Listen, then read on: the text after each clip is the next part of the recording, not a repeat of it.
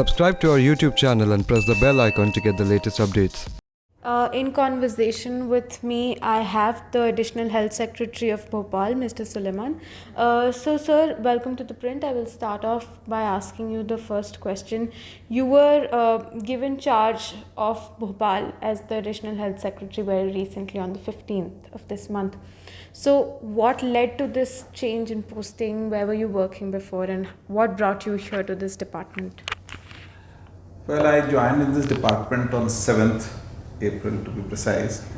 And before that, as Corona's impact were being felt in the state, the government, had already started reorganizing a few things. So, in my capacity as additional chief secretary of planning department, I was already looking into some aspects of health, trying to support the health department in their capacity augmentation work as far as the lab testing capacity, which was a major concern for us.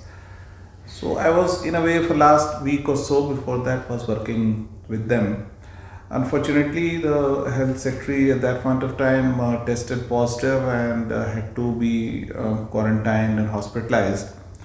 So a need was felt to have a full-time person. So I joined there as a full-time also. Right. So, sir, how is the health department planning to do that to increase the number of testing and sampling So facilities? actually, that is what we should be discussing as an office.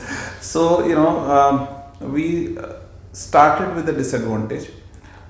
In first week of March, we only had two testing laboratories, one in Bhopal and one in Jabalpur, with a testing capacity of around 200. So for a state of that size, the testing capacity was too low, and that was a norm across the country. So the first challenge that we were facing, that if we need to do a good job, then we need to test more people actually. So initially we were collecting around 100-200 samples per day and then putting them to test.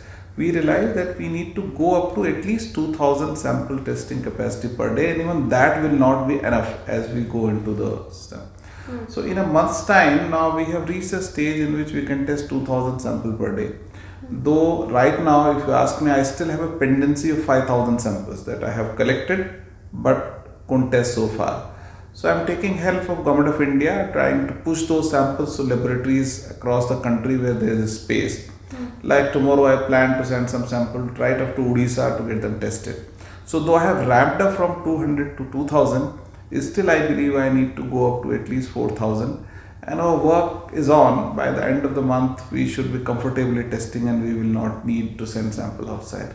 I would say this has been a great achievement for us, coming support from Government of India, because they allowed our Indian Institute of Medical Science to become a nodal point for us to support our testing. Then we had to procure machines. We didn't depend on the government procurement processes. We used CSR to buy machines wherever we wanted. In fact, I have bought now 6 different machines from 6 different places, taking help of the corporates who are working in Madhya Pradesh. So we have been able to buy machines. We have been able to train manpower to use them for these machines, run these labs 24/7 in 3-shift operations. So we have done a lot of hard work on ramping up our testing.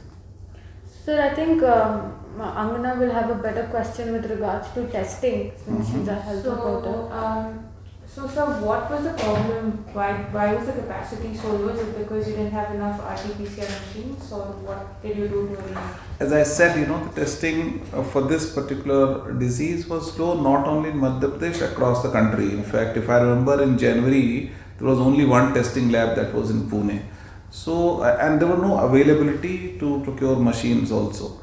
So these were the two challenges. And so, because there's no health minister, there's no health minister yet, has it been difficult to coordinate? Actually, your Has question. it been difficult to coordinate, with No, the CM or?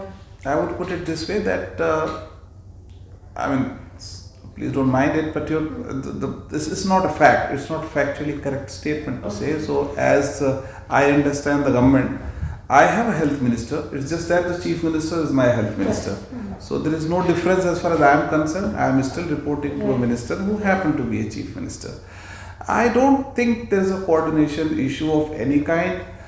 The chief minister in last 20 days or so, has spent 56 hours on video conferencing with not only with my health department sitting here, but with the district collector talking to them.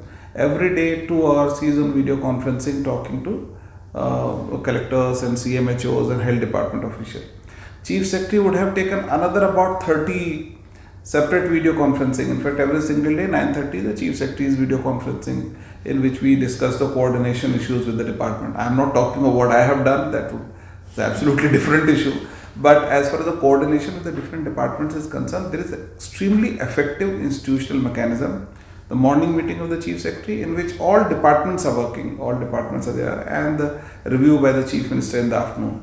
In fact, we have used all the facilities available at the disposal of the government. All senior officers, whether they are in forest department or they are in MSME department, somewhere or other they are involved in the COVID management strategy. For every 3-4 district, we have a principal secretary level officer to talk to them, to sort out if there are any challenges, to get them what they need from the state. So I won't say that there is a constraint in the coordination at all. Sir, and when we were on the ground, we saw that even you visited some of the hotspot areas in Indore itself, and we saw that everybody, there was a sense that the lockdown was implemented very strictly only post the 29th of March. So, I mean, I know the enforcement agencies also have a role in this, but especially the government of Madhya Pradesh, would you say that there was some sort of relaxed lockdown before, which is why the number of cases escalated? Because it did, the situation did worsen. In fact, I treat it as in an absolutely a different way. This is a fact that a virus had settled in Indore towards the second or third week of Feb. There is no way we can deny. Unfortunately, we reported our first case from Indore on 24th of March, 4 of them. So I have no hesitation in admitting that for 1 month, when virus was definitely active in Indore, we could not trace people. Maybe because we didn't have testing capacity, or maybe we were not alert enough, or whatever is the reason. Whatever modeling you do, you don't reach from 4 to 900 in 14 days. No way. Yeah. So the only way was that 4 itself would have been 40, then only you reach there. So, sir, coming closer home to Bhopal, we all know about the Bhopal gas tragedy, and the deaths so far that we've seen are majorly people who are survivors of this tragedy. So, what special precautions are being taken to ensure that, because these people are at a higher risk to this disease, what special precautions or advisory, anything is being done for these people in the city? So I would say, Bhopal, if I look at the numbers right now, so there are 3 different kind of groups in Bhopal which have shown positive. The first is basically a Jamaat delegation came into and infected some Muslim localities. So I think by now there are around 50 odd individuals who can be traced back to that link. The second big chunk came from when the health department's officers got infected. They infected their families, their further down the line systems. By now around 90 odd guys who are coming from that group. Then some police officers got infected, and that also became a substantial number. The rest are stray cases all around. Bhopal, fortunately, I would say fortunately, is showing extremely good aftercare. In fact, our 2 of our dedicated facility for treatment of COVID patient in Bhopal, one is All India Institute of Medical Science. It's a fabulous institution. And another is Chirayu Hospital, it's a private institution which we have contracted, and it's full-time working only for dedicated COVID patients. Yeah. In fact, Chirayu has not shown a single death so far, around 230 patients now going there. Not a single death. There were few deaths initially in All India Institute of Medical Science. So I believe our systems in Bhopal are responding so far. There is no capacity constraint. We still have huge capacity in both these hospitals. In fact, we can take many more patients if the need arises. And I think we are very well equipped to deal with the situation in Bhopal. So I think the key in Bhopal, if I compare Indore and Bhopal, that in Bhopal we have been able to identify people in the initial stages of infection. So they are, once they are going to the hospital, they are there for substantial number of days. 14 days in fact is average in Bhopal. While in Indore, I think our response time was whatever it was. Average stay for the guys who have died in Indore is only 3.5 days. Yeah, they're getting reported late. So they got reported very late. So I think this proactive approach in Bhopal, again in Bhopal I have tested around 6,000 people in last 3-4 days. So this proactive approach I think is helping us out. So, sir, of these 6,000 people, were any of these from the areas where the survivors live of the Bhopal gas tragedy, or anything that is, So I got my Okay. first report from those areas just now, just while I was walking in. I got first report from Delhi because these samples have been sent to Delhi. Right, right. 236 test report they have just sent me. I don't know how does it progress down the line because there are more than 2,000 samples. But there's not a single positive in 236, so I'm quite happy about it. Oh, okay. I don't know how rest of them play out. It's just the first report.